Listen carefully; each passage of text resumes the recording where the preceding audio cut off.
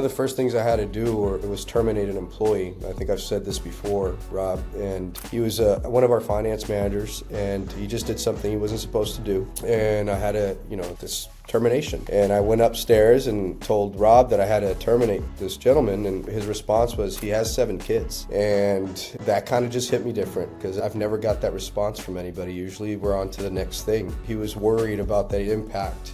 Today, I'm sitting down with 2 powerhouse operators from Cavender Auto Group, Rob Cavender, Chief Operating Officer, and Eric Barbosa, VP of Variable Operations. We discuss how they've cracked the code on scaling a dealer group, from training salespeople into GMs, to integrating AI across multiple rooftops, the frameworks they actually use, and much more. A big thank you to our sponsors for making today's episode possible: Icon Technologies, CDG Recruiting, and Rich Tech Robotics. And now let's get into the show. Rob Cavender and Eric Barbosa on the CDG podcast. Welcome, gentlemen. Thank you. Thanks for having us. How we doing? We're good. Excited to be on here. Appreciate the opportunity to talk with you, and all have been fans of what you've been doing with your podcast and your network. So happy to be on here and look forward to the conversation. Likewise. When we initially connected, unrelated to the podcast, what I liked about you is that I didn't like many things. No, I'm just kidding. But in all seriousness, what I liked about you was that you were very, very authentic and vulnerable. And I appreciated that, because you are growing, a really big operation. You have a phenomenal team, which we'll talk about how you're doing this, but you're asking questions, right? You came on, you're like, hey, how is this happening? And I don't remember the specifics we discussed. It was kind of like organizational leadership, growth management. But I asked you, I said, where do you glean your insights nowadays? How do you kind of stay educated? And you mentioned a podcast, which I thought was awesome. And so that was the genesis of this. So I'm glad you made it on. Yeah. Well, there's so many great podcasts we've listened to. I was referencing to the team, Vince Sheehy's podcast that you put out the other day. We're going through some insights from that. Fred Bean's podcast is one I revert back to all the time. So you've had a ton of great operators on the podcast, and I think the whole automotive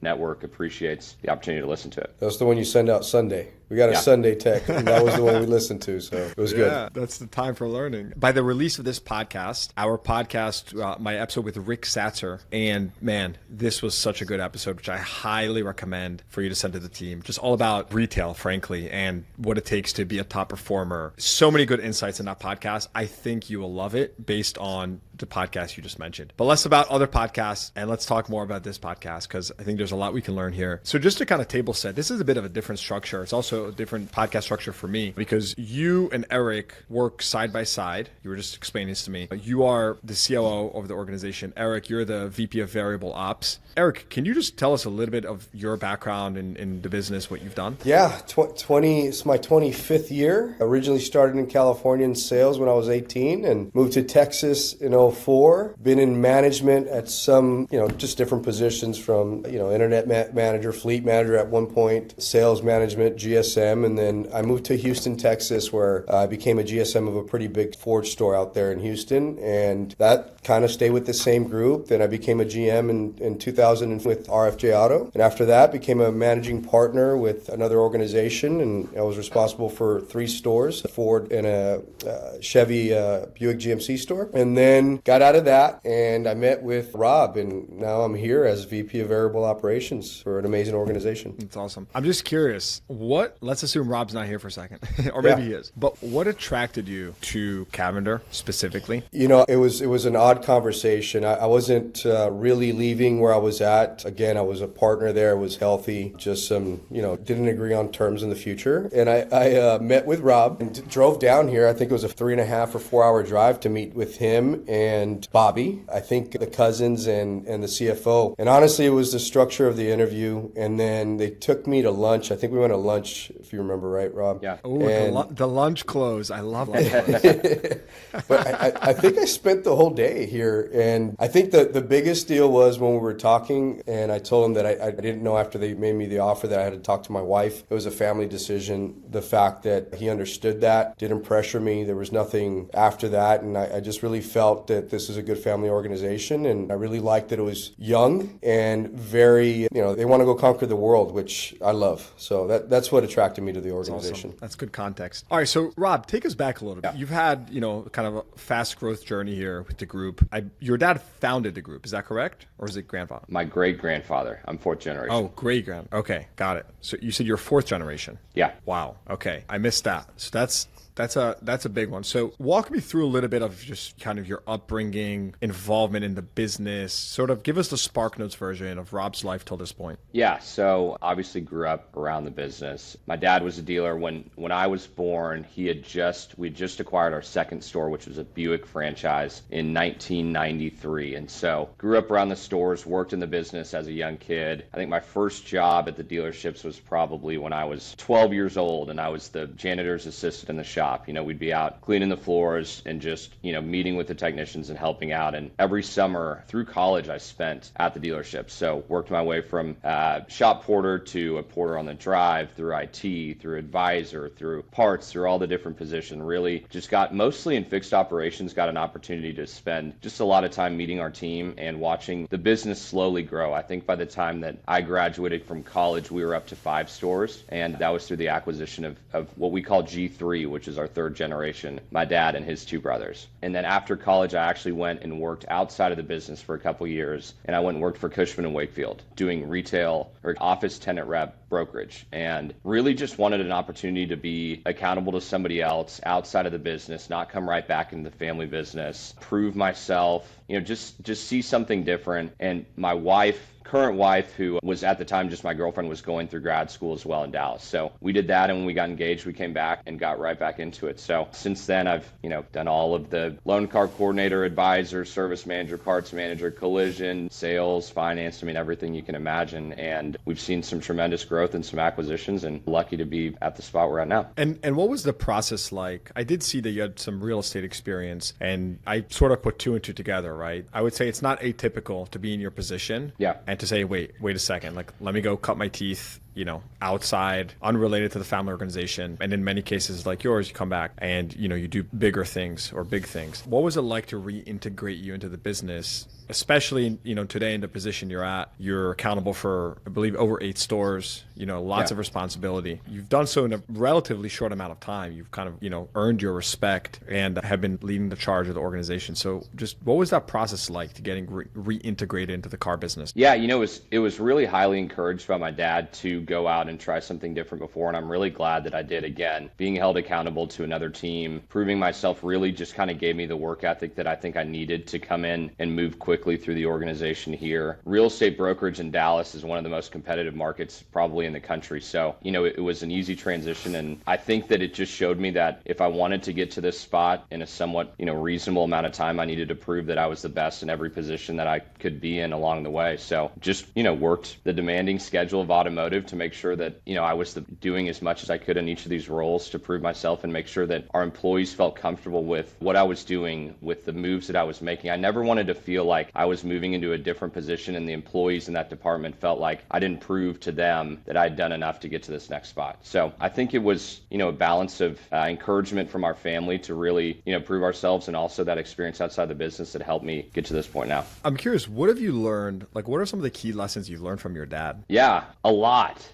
Family business is really, really interesting. And I actually, just starting kind of from the beginning on that, I took a family business class at TCU. And when I was there, the prerequisite for the class was everybody in the classroom had to be involved in some kind of family business. So first day we walk into the class and the professor says, okay, everybody who's involved in a family business of some sort, please stand up. So everybody in the classroom stands up. There's probably 100 people in this classroom. And he said, if anybody's second generation in the family business, stay standing. So some people stayed standing. Third generation in the family business, stay standing. A lot of people had fallen down at that point. Fourth generation in the family business, stay standing. And I looked over and it was me and one other guy in the classroom of 115 people. And he said, the odds of being in a fourth generation family business is 0.08%. I'm here to show you how to get to the 5th, 6th, and 7th. So, it was an amazingly, wowing moment for me and everybody in the class to just realize that, as families grow and the dynamics of brothers to cousins to all of these, different upbringings changes, it just changes the dynamic of the family. So I think from my dad's perspective, it's really been just working to each other's talents, working to each other's strengths within the family. Let me ask you a question on, you mentioned 4th generation. Yeah. What drives you, right? Ask differently. Why get to 5th and 6th generation, right? Like intrinsically, why do you even want to do that? What goes through your mind when you hear that? How do you stay motivated? Let me add a little bit more context here. When I had Vince Sheehy on the podcast, which you just mentioned, one of the things that struck out at me was when he was like, I asked him, Vince, do you care about legacy? He's like, Yossi, I don't care a bit about legacy. And he's like, he said something along the lines like, I don't even know if, this should all be here tomorrow. And it was a very eye-opening moment because it makes you wonder, like, interesting. Or someone in that position, Vince is also, I don't remember exactly which generation he is, but he's not first, I can tell you that. Interesting eye-opening perspective that I never had considered about the car business. And I'm curious to know, you have all the opportunities in the world. What drives you, right? What is your internal mission at Cavender that keeps you going? Yeah. Well, first of all, what drives me to the next generation, I think I've been afforded an incredible opportunity that me and my cousin are very blessed with. And I've got a 5-year-old, 4-year-old, and 2-year-old as well that, I'm bringing up right now. And I'd love to afford them the same opportunity to, be a part of this community. I mean, 7 of our 8 stores are here in the San Antonio market. And so maybe different than Vince Sheehy or some other groups, we have a big concentration in this one community. And this community's done a lot for the Cavender family over a long period of time. So I feel like we owe it to this community to keep supporting them. And we're up to 850 employees, and if you think about the size of each of these families, that's probably somewhere around 3,000 family members that we're having the opportunity to affect their lives. And I want to continue this business for those 800 employees and the employees to come. And it's much bigger than what is the legacy for my kids. I think it's what can we continue to do for this great community that's supported us for so long, and how can we continue to enrich the lives of our employees who have given so much to this organization. Mm-hmm. Eric, I'm curious from your perspective, just hearing Rob talk, you can tell that you can just tell that there's been some just great values instilled. Again, it's very, hearing you just, talk about the community, and I can understand how I used to always think about every employee in the organization and all the tentacles, right? Like there's, one person that works there and all the people that are impacted across the spectrum from your specific business. I agree with you. It's incredible. But Eric, from your perspective, having been at other organizations, what do you think is different or unique about how Cavender operates in by the way, in any respect? And the context for this question comes from actually the prior business that I ran, and I hired someone one time. I think at the time I hired actually a chief operating officer, and he told me, he said, Yossi, there's a line in business that I love. I said, well, what is it? And he said, well, maybe I'm butchering this, but let me just cut to the chase. He basically said, you see that person, that new guy? I'm like, yeah, what about him? He's like,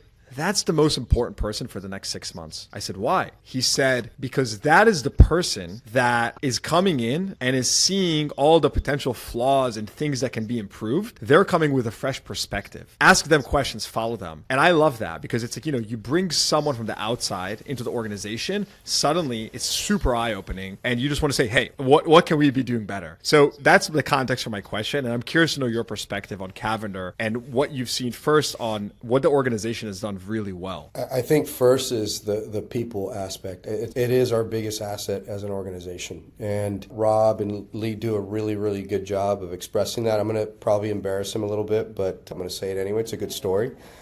Good, bad and good story. One of the first things I had to do was terminate an employee. I think I've said this before, Rob, and he was one of our finance managers, and he just did something he wasn't supposed to do. And I had this termination. And I went upstairs and told Rob that I had to terminate this gentleman, and his response was, he has 7 kids. And that kind of just hit me different because I've never got that response from anybody. Usually we're on to the next thing. He was worried about the impact. Regardless of what he did, how do we save that employee? What do we do? What can we do different? And I wasn't used to that. I believe in that, but it was good to see it from his point of view. The other thing that you mentioned that is different with this organization is those questions you're talking about, the 6-month new employee and you can't get any, I'm pointing in his office, more than Rob. He wants to know everything all the time. He wants to break things apart, put them back together, make them more efficient, be better. And it's a big part of our engine doing that, where maybe other places don't really want to do that. This is the way we've done things and we're going to keep doing it this way. He is not like that. Completely the opposite. The organization doesn't like that. We have our traditional things that we do, but we're really, because of Rob's leadership, he's an analytical guy and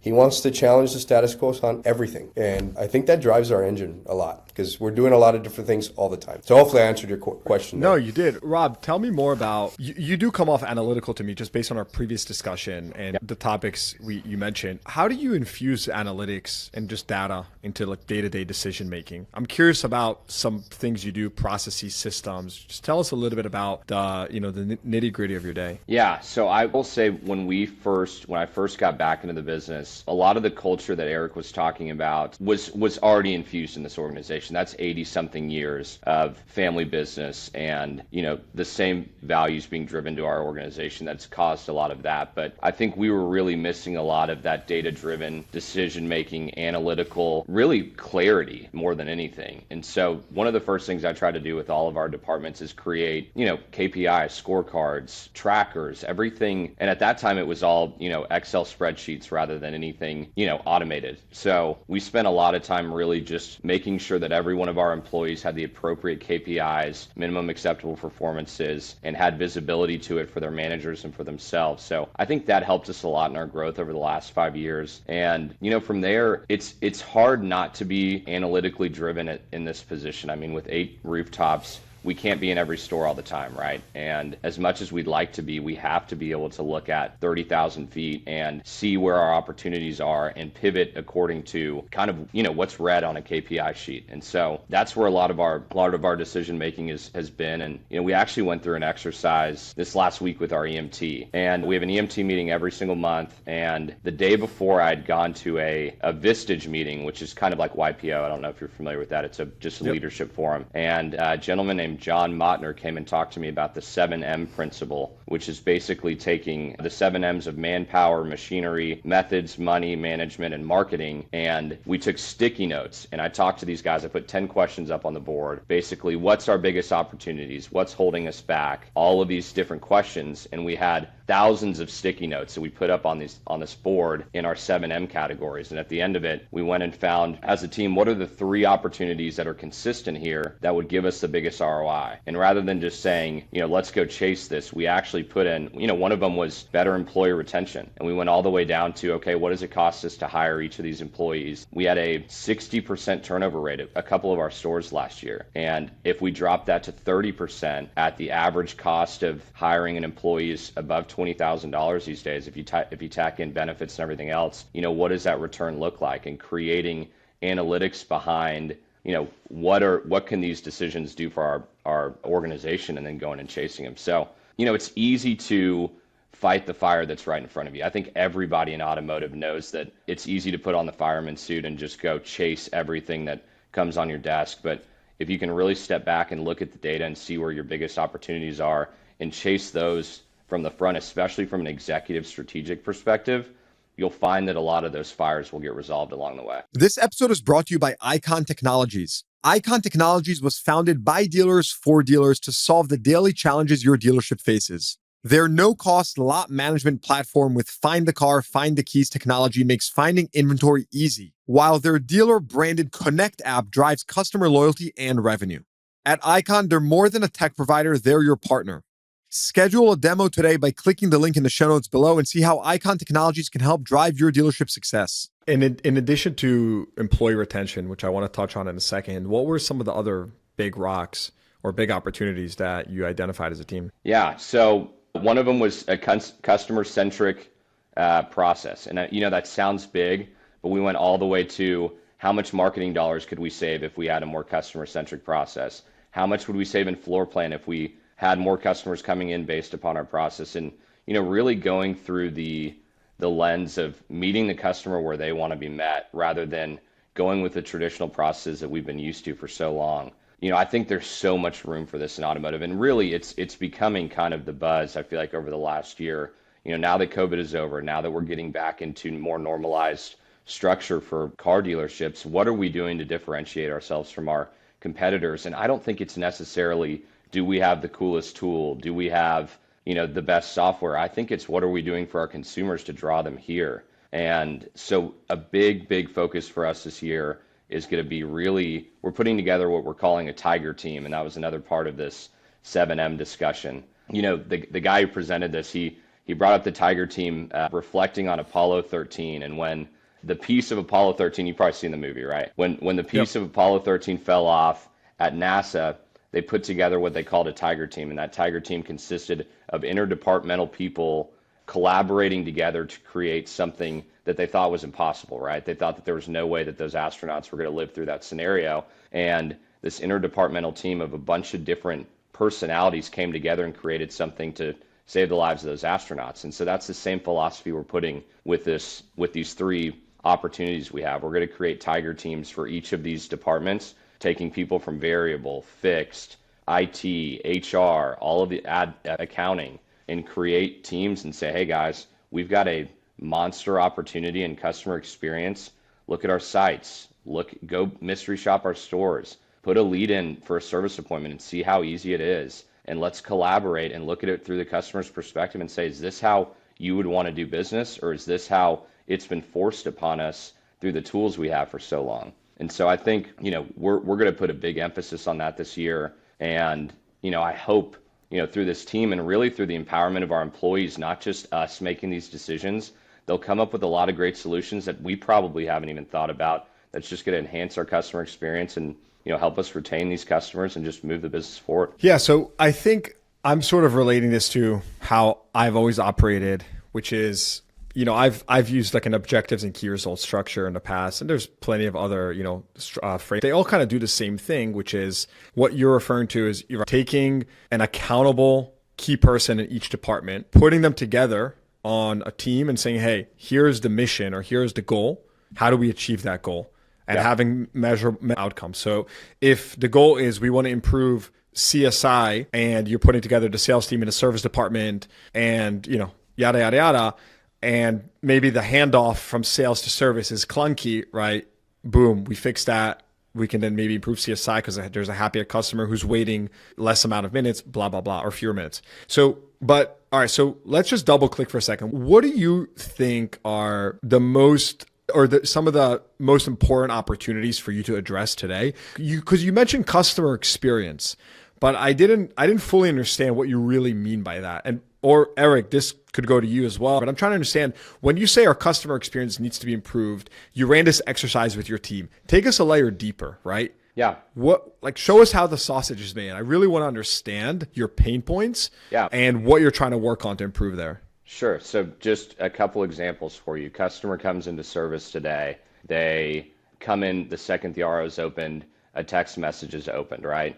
We've got two platforms at a couple of our stores for our MPI versus our communications tool. They're getting separate text messages from each of these different and the customer is like, who am I actually supposed to respond to? The customer is trying to reach out to their advisor, but it's on the wrong platform, so the advisor's not seeing it. We think all of these technologies are here to enhance it. They may be enhancing what we're doing on the back end, but if it's not enhancing the customer experience, they're not going to come back. And so we have to look at all these things. On our website, you look at a lot of these automotive sites versus, any of the examples of your big retailers, and they're much cleaner, they're much more consistent, they're much easier to process down to your actual call to action. And, I think we have gone with the same strategy that worked for us for 10 years. And if you look at our website now from a consumer perspective, put your automotive blinders on, it's hard to navigate to that endpoint. Another one, especially your service appointment. I was looking on there the other day and I was making a service appointment in one of our stores as a test run.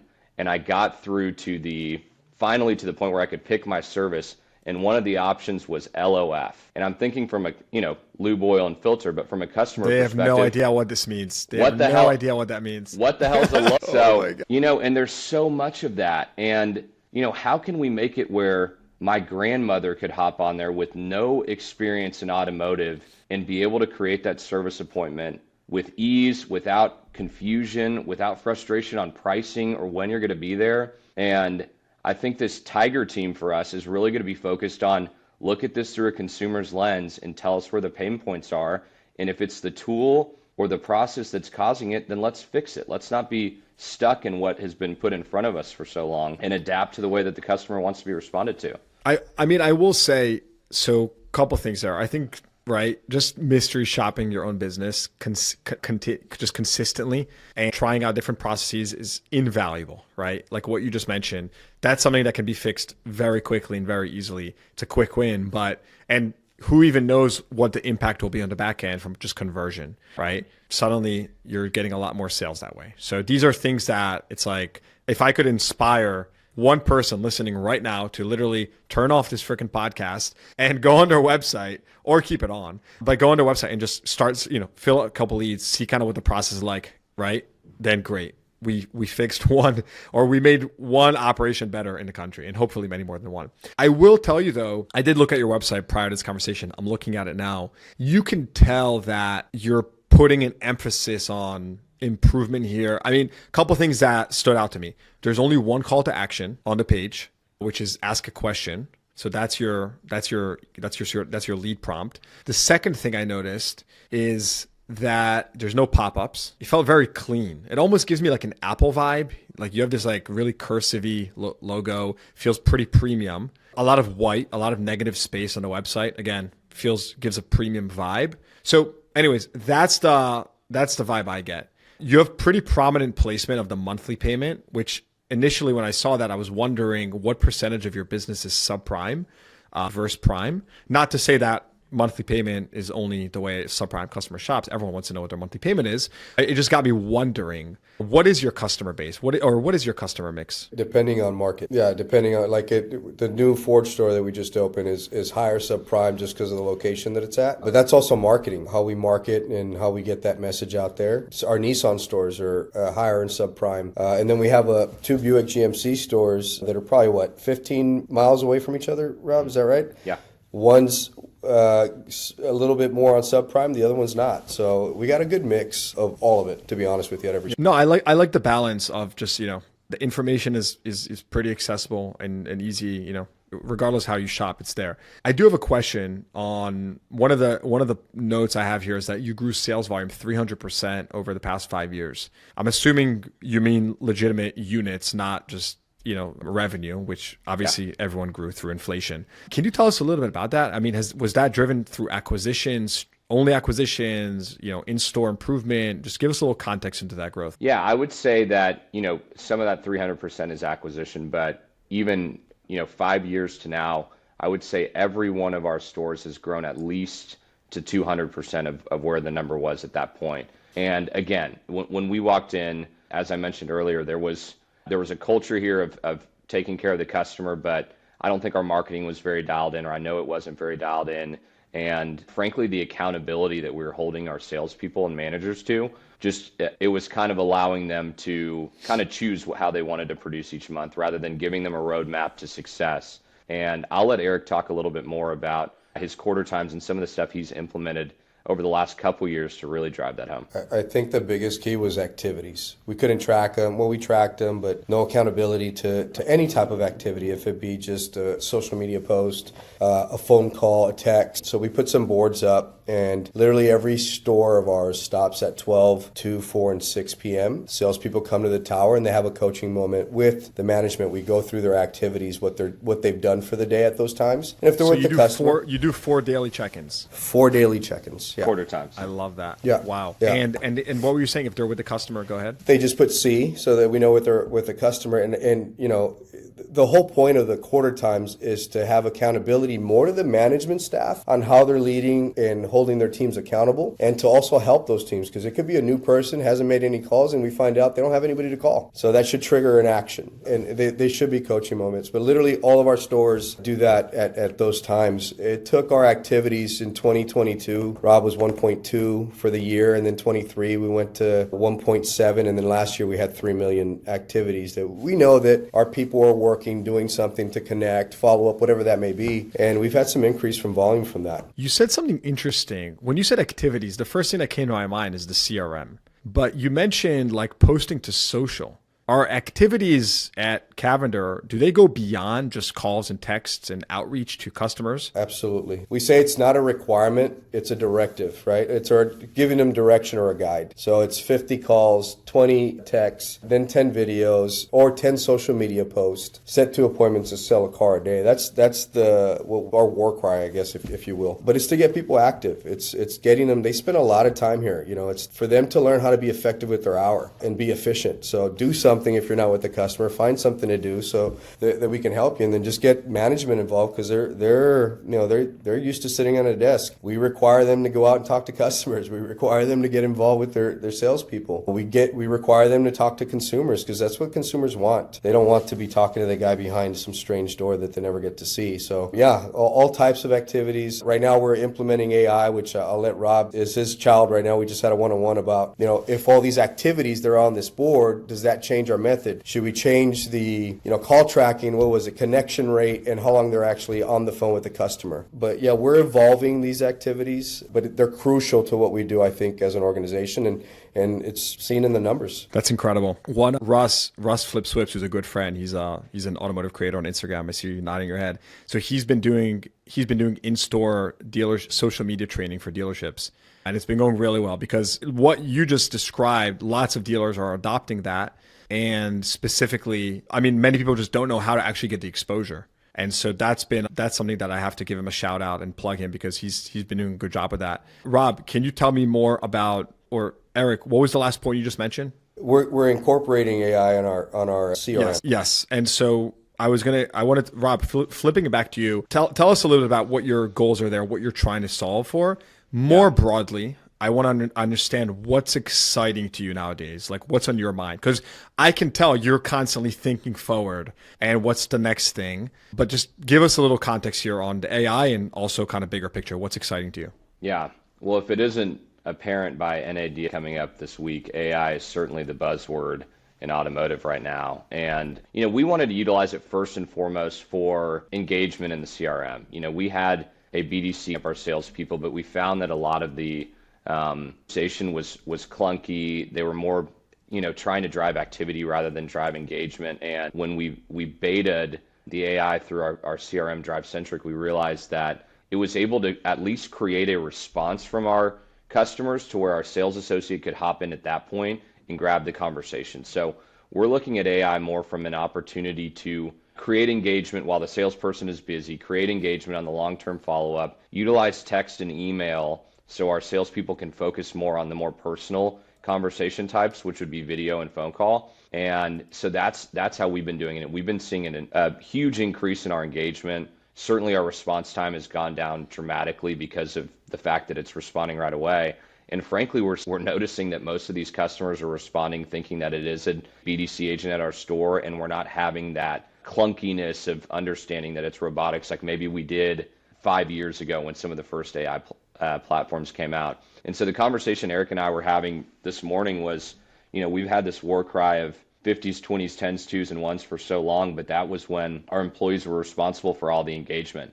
And now that our AI is going to be handling text and email, what does that look like for us now? I think it's more connected calls. I think it's video percentage to lead rather than, just trying to hammer out activities, because, the analogy I made to Eric this morning was if you're a basketball coach and one guy put up 90 shots and made 2 shots, or one guy put up 30 and made 5, are you going to celebrate the guy who just took a bunch of shots just because he did the activity? Or are you going to celebrate the guy who was, had a better field goal percentage? And I think we need to be looking at it as, how can we use AI to enhance the customer experience, to create a nice flow with the salesperson? And then if AI is going to be handling text and email, make sure that our salespeople are really, really dialed in on their phone calls and videos and creation to make sure that our customers engage with that and utilize the AI to where it's not, both of them trying the same communication method. I remember the first day we rolled out AI at this Ford store, I was looking through the leads and I saw an overnight email response from me, a text from our BDC agent, a text from the AI, a text from our salesperson, and an email from our manager. And I was thinking, what is this customer going to do with this? He's probably just going to bail. And we didn't get any engagement on it, and rightfully so. And so we quickly pulled back the team and said, hey guys, let's look at this and how would you respond to this? And how do you think the customer wants to respond? And do you think this AI is adequate enough to handle these parts of the conversation?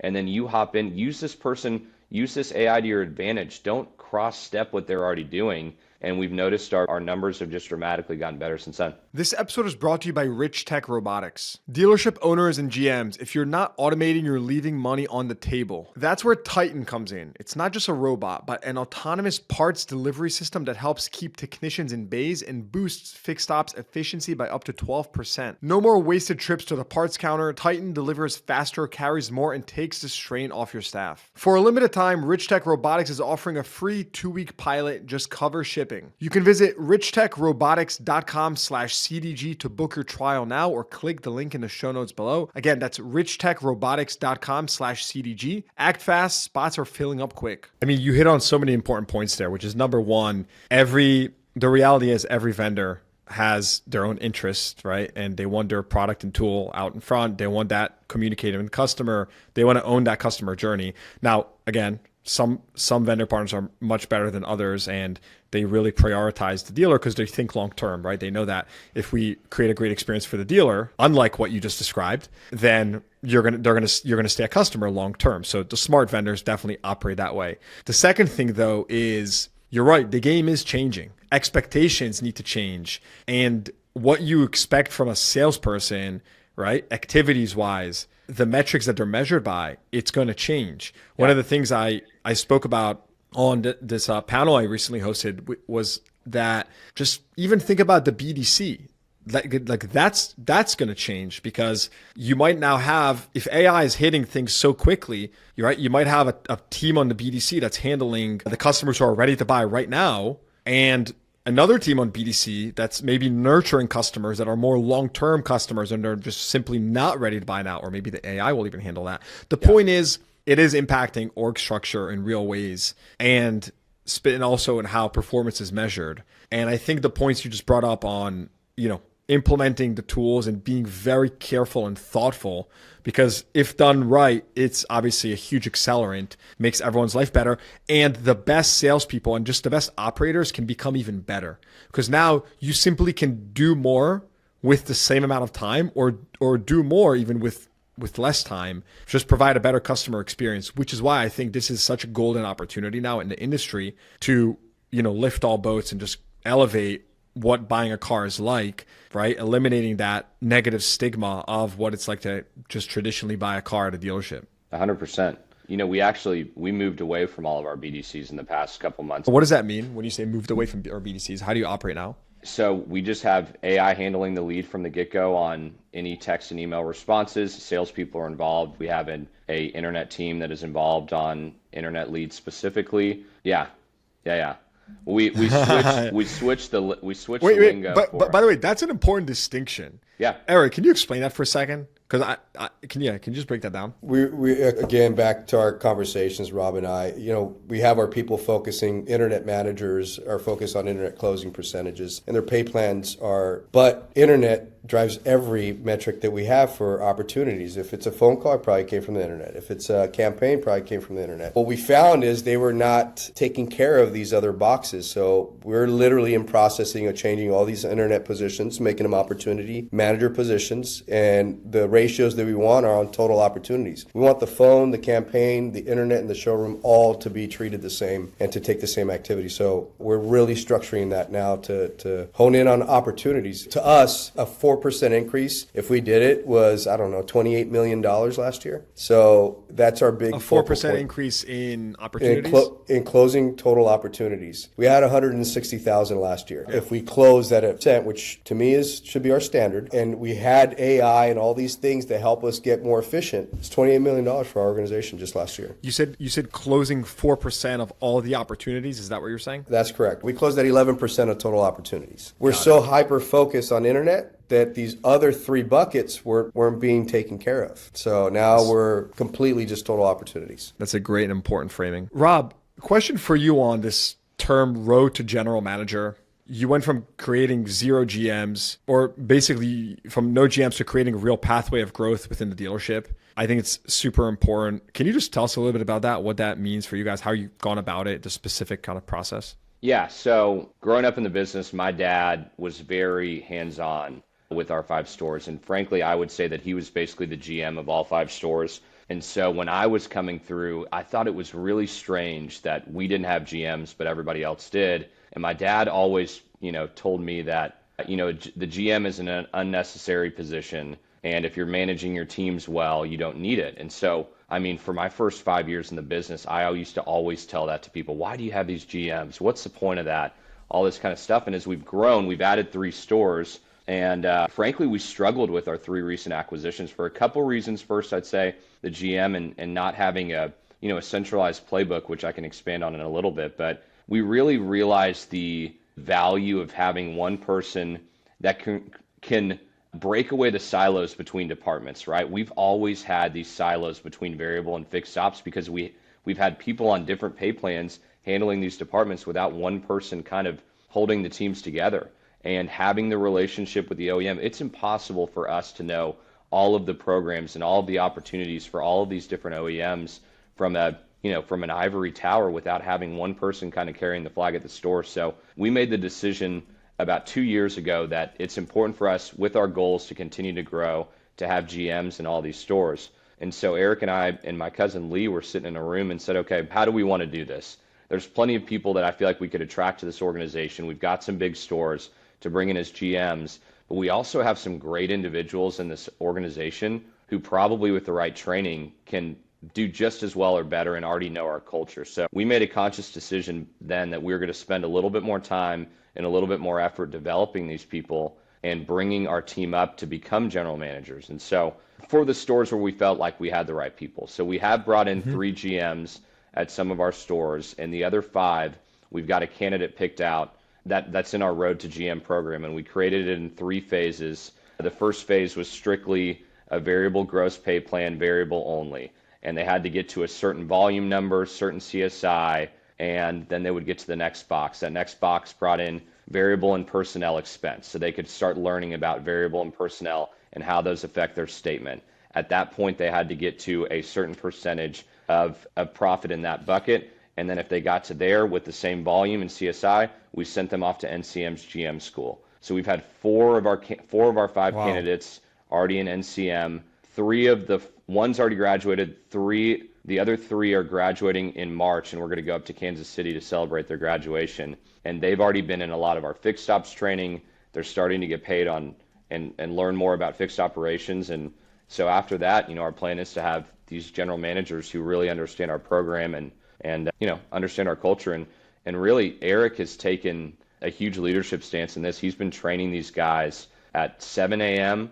on Mondays and Fridays for 2 years, developing these guys. And rather than just handing them a textbook, I mean, he's got himself and all these guys in a room teaching them how it is to be a GM. And I'll let him expand on it, but it's been a lot of development internally to make sure we have the right candidates. Yeah, it's a lot of work. It's 7:30 in the morning, but the great thing was it was for volunteers. Whoever wanted the training, that's how it started. And now we can't keep them out of these trainings. It's an hour and a half operational. Wait, so all Eric, just so I departments. understand, if Yeah. I want to become a GM at one of your stores, is this a daily thing, a once a week thing? How does this work, actually? We identify, like right now we have two programs. One for the GSMs that are going to be GMs, and one for sales managers that want to be GSMs. And we train them. It's every Monday for the GMs at 7:30 in the morning, and every Friday for the sales managers that want to be GSMs. Nothing's promised. It's how they learn, how they perform. We've had some success, like Rob was saying, with the 4 out of the 5 right now. All those stores are doing very, very well. The guys are they can probably go into other stores and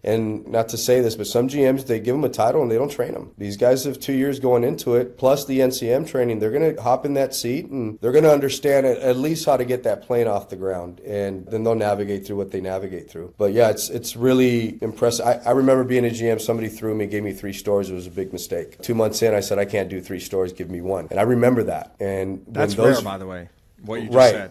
Right. In the car business to take that step back and be honest and kind of raise your hand when you need some help. That's sort of rare. Yeah, Trait. yeah. I remember it candidly because Rick Ford's the one that promoted, and Charlie Nixon, one's the CEO of Sam Pack, the other one's CEO of RFJ, and It was a hard conversation for me to have and tell them that I was just not up to par and I needed more training. Needless to say, I went to one. They respected it. Then before I knew it, I had the other two later when I was ready. So, I think we're taking the right approach developing our people. I think that's the biggest thing for us as an organization. The one thing I didn't hear you say, either of you say, and this may be embedded into all of this, so bear with me, but I didn't hear you say anything about emotional intelligence. I heard a lot of systematic, right? CSI, profits, revenue, personnel expense. Where does emotional intelligence fall into the picture here? Yeah, so that is being developed really across our whole organization rather than just for our GMs, right? We started a program a couple years ago called Values-Based Leadership, and it really stemmed from kind of defining what that culture is. You guys have a freaking program for everything. I love it. No, it's good though. It's super systematic. Like I'm impressed. I mean, because you've thought about a lot of these things, so it's great. Anyway, keep going.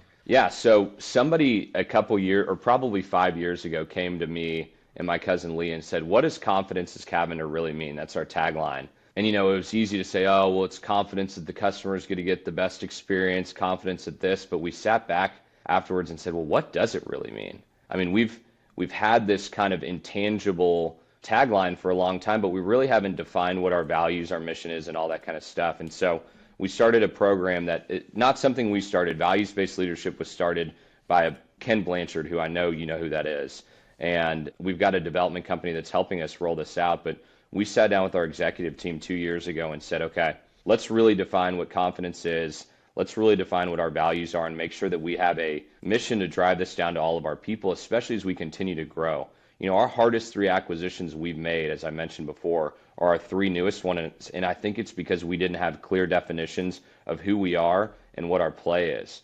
And so we started with you're saying with the most recent acquisitions, right? Yeah, our 3 recents. Interesting. So, and it was really, why, we were kind of hitting our heads on the wall. Why are these not going as smoothly as our other stores? And we realized quickly that these people don't have 80 years of Cavender ingrained in them. They don't have Cavender people, and they don't understand what our values are yet. So, first of all, we created our mission statement to deliver an exceptional experience to those we serve. And as simple as that sounds, we spent months putting that together. And it's not just the customers that we serve. It's our employees. It's our community. I noticed that nuance, those we serve. That's interesting. And so there was a lot to that. And then, developing our values. And we've actually brought in a director of development for the organization whose whole goal is around, pushing out our values, of course, with our leadership team, training on our values. We've got courses around values-based leadership. We've got hiring questions evolving around it and all of this kind of stuff to make sure that as we continue to acquire dealerships, we don't run into that same problem,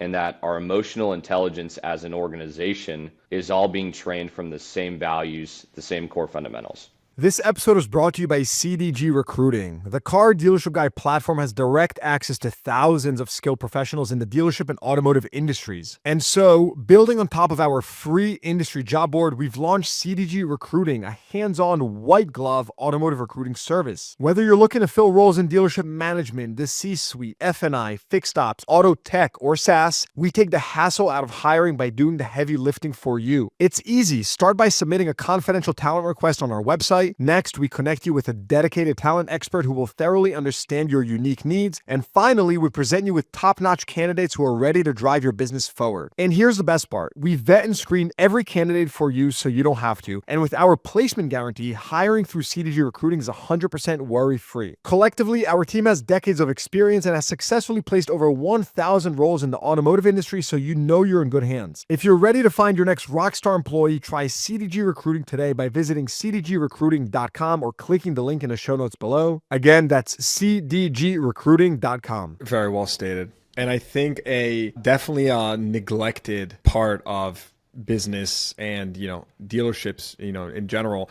I remember someone walking into my office at the dealership and seeing an org chart on the table, and they were like shocked. They're like, wow, an org chart. And it kind of hit me on that. I'm like, wait. I was like, and this person, they were a rep or something, but I just remember thinking like, wow, this needs to be common. It was new for me at the time, but the point being that these simple fundamentals, we talk about the fundamentals in the retail operation setting all the time, but in the organizational, just management side, it's just as important, and keeping everyone aligned. You're right.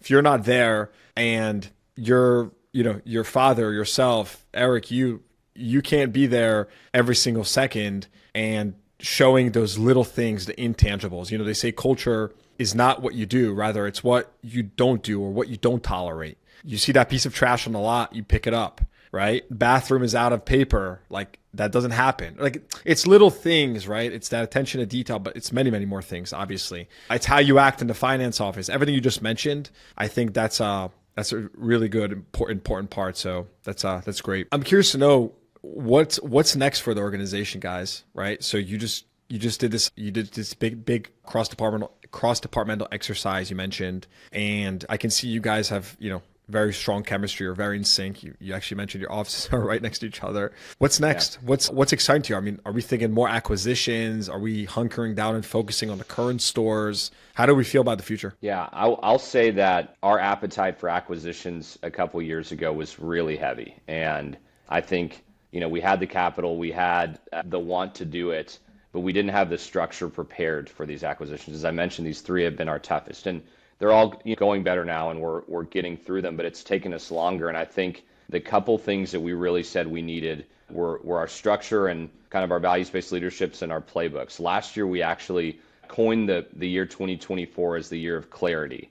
And every decision we made was around creating clarity for our organization. And so we've been in the process of really for the last 16 months, and we're still working on this, of creating a whole organizational playbook for every process, every KPI, an authority matrix for when decisions can be made. I mean, everything. And, it seems like it is such a daunting task to really think about all of the different departments with all the different, dealerships. But really, if you utilize your team and all the experts in all the different departments, we're slowly taking away pieces of this. And we've told ourselves that before we, go and buy something else, we really want to make sure that we can walk into this next dealership and say, this is who we are, and this is how we run, and we're here to support you off of this. Strong foundation. Another fascinating insight from the podcast with Rick was simply that when they acquired Carousel, they came in. Carousel is a group of, I think, 8, 9, or 10 dealerships roughly, but Lithia came in with a team of 200 people. Now, not everyone's going to have those types of resources, obviously,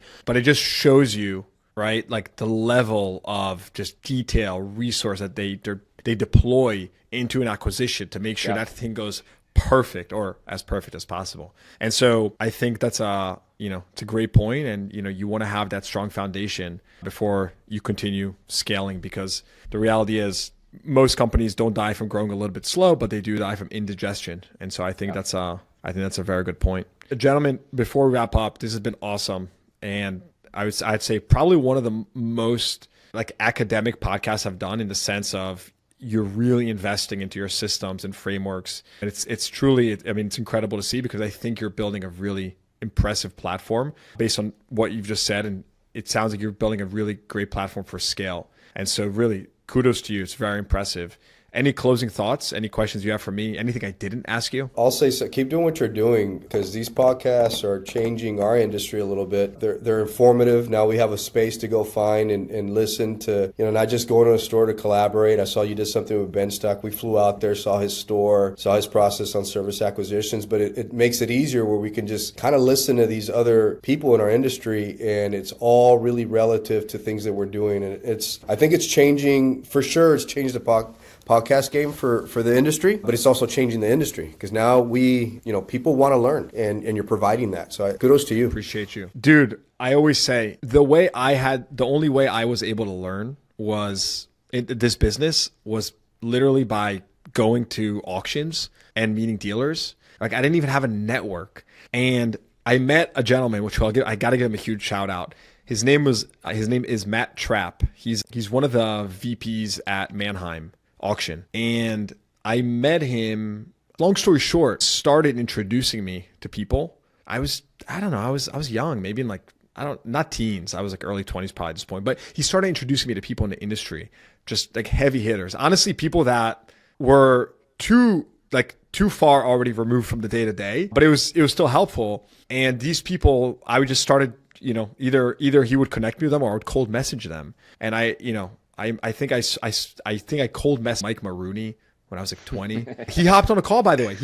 He hopped on a call with me. Yeah, he hopped on a call with me. Another gentleman I'm blanking, Mark O'Neill. I want to say he was the CEO of DealerTrack. So the point is, like, these people, I was this like young 20-year-old, just like cold messaging or getting intros to them and just like asking questions. I was like, what the hell do I do? How do I grow this? And they were super generous with their time. So I gotta like, anyways, the point, to bring it all full circle, it's sort of scratching my own itch in that sense, right?